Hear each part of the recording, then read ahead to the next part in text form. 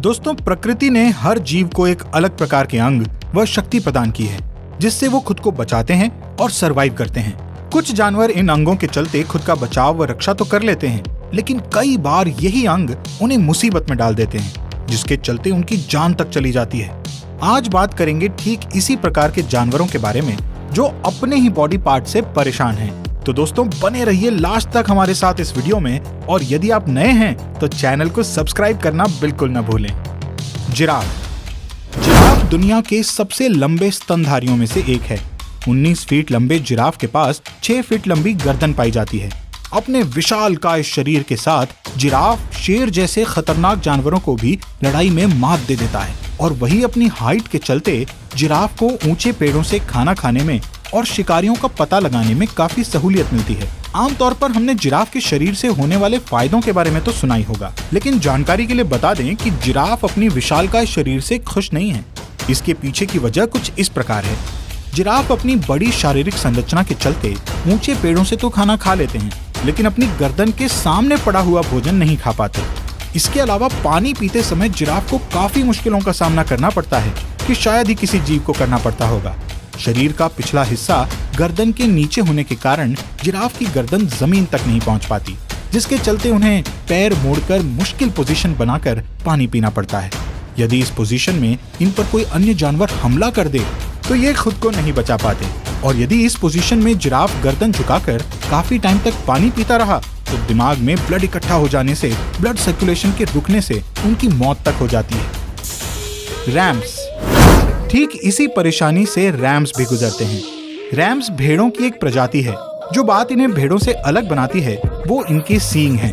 ये सींग अन्य जानवरों को मारने में सहायक होते हैं, लेकिन रैम्स के ये सींग कई बार गलत दिशा में बढ़ने लगते हैं और वापस उन्हीं के शरीर में घुसना शुरू हो जाते हैं। जानकारी के लिए बता दें कि ये सींग काफी मजबूत होते हैं। इस दौरान जब ये सींग इनके शरीर में घुसते हैं तो इस समय उनके पास दर्द से कराहते हुए अपने सांस खत्म होने या किसी नेकदिल इंसान के आने का इंतजार करने के सिवाय कुछ नहीं होता। रेनडियर्स, बारहसिंगा या रेनडियर्स, उनके बारे में तो आपने खूब सुना होगा। ये हिरन की एक प्रजाति है जो अपने बड़े सींगों से पहचानी जाती है। रेनडियर्स के सींग काफी मजबूत होते हैं और ये बड़े बड़े जानवरों से लड़ने में काफी सहायता प्रदान करते हैं, लेकिन कई बार ये सुरक्षा कवच बेचारे इन जानवरों पर काफी भारी पड़ने लगते हैं। रेनडियर्स पर ये मुसीबत मुख्यतः उस वक्त आती है जब वो अपनी ही प्रजाति के अन्य हिरणों से लड़ाई मोल ले लेते हैं। लड़ाई के समय ये सींग एक दूसरे के सींगों में उलझ जाते हैं, जिसके चलते लड़ाई कर रहे रेनडियर्स एक साथ जुड़ जाते हैं और कुछ भी खाने पीने में असमर्थ हो जाते हैं। कुछ खुशकिस्मत रेनडियर्स पर कुछ नेकदिल इंसानों की नजर पड़ जाती है और वो इन्हें इनके सींग काटकर बचा लेते हैं, लेकिन अधिकतर केसों में सींग फंसने से भूख के कारण दोनों रेनडियर्स की मौत हो जाती है। बारू बाबिरुसा, एक पिग की तरह दिखने वाला ये बारू बाबिरुसा नामक जानवर मुख्यतः इंडोनेशिया के बुरू आइलैंड पर रहते हैं। जो बात इन्हें पिग से अलग बनाती है वो है हाथी की तरह मुंह पर मौजूद उनके दांत। ये दांत कई बार बाबिरुसा को लड़ाई में फायदा तो देते हैं, लेकिन कई बार यही दांत उनके लिए मुसीबत का कारण भी बन जाते हैं, क्योंकि ये दांत इनके जीवन काल में बढ़ते ही रहते हैं और कई बार तो ये दांत इनके सिर में घुसने लगते हैं और उन्हें खतरनाक जख्म देने लगते हैं। इसके अलावा यही दांत इनकी आंखों के व्यू को भी ब्लॉक कर देते हैं, लेकिन खुशकिस्मती से इनके ये दांत ज्यादा टाइम तक टिकते नहीं हैं और न ही ज्यादा मजबूत होते हैं, जिसके चलते बाबिरुसा इन्हें जानबूझकर लड़ाई करके या पत्थर में मारकर तोड़ देते हैं, जिससे ऐसा करके इन्हें इन दांतों से थोड़ी राहत मिल जाती है। शीप्स वूल, हम इंसान सदियों से भेड़ों को ऊन बनाने के लिए काम में लेते आए हैं। भेड़ हमें सर्वोत्तम उच्चतम गुणों वाली ऊन प्रदान करती है, लेकिन क्या आपने कभी सोचा है कि भेड़ों में ऊन के रूप में उगने वाले बाल उन्हें क्या फायदा और नुकसान देते हैं? तो जानकारी के लिए बता दें कि ये ऊन भेड़ों को सर्दी से बचाने में काफी फायदेमंद होते हैं, लेकिन ठंडे तापमान से बचाने वाली ऊन कभी कभी इनके लिए नुकसानदायक भी हो जाती है। बालों के रूप में उगने वाली ये ऊन यदि समय पर काटी नहीं गई तो ये बढ़ती ही रहती है।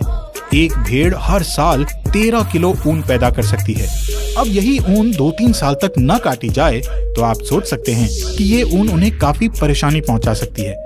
कई बार तो भेड़ों में ऊन का वजन भेड़ों की बॉडी वेट से काफी गुना ज्यादा चला जाता है, जिसके चलते वे चलने फिरने में असमर्थ हो जाती हैं।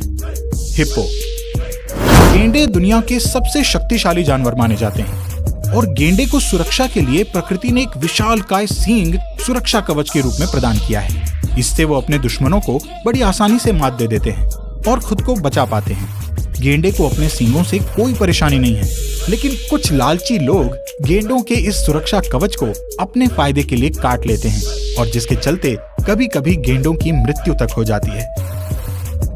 आशा करते हैं कि वीडियो आपको पसंद आई होगी। अगर हाँ, तो वीडियो को लाइक कर चैनल को सब्सक्राइब जरूर कर दें। अगले पार्ट के लिए कमेंट में लिखना ना भूलें।